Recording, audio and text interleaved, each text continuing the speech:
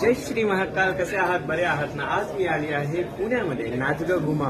Yes, नाचग घुमा. कशी मी नाचू, कसं नाचायचं हे सांगण्यासाठी आपल्यासोबत आलेले आहेत नम्रता संबेराव, तुमची लाडकी लॉरी आणि सगळ्यांच्या मनावर राज्य करणारे मराठी कलाकार सारंग साठे. ते काय सांगतायत नाचण्याबद्दल ऐकूया.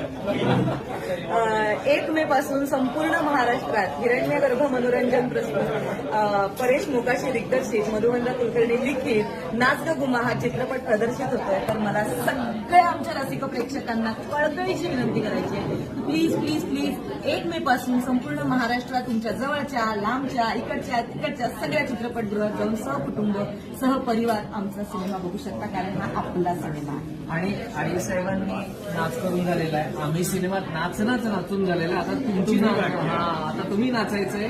थिएटरमध्ये जाऊन नाचा. गाणं लागलं की त्या गाण्यावर नाचा. पिक्चर बघा आणि थिएटरमध्ये नाचा.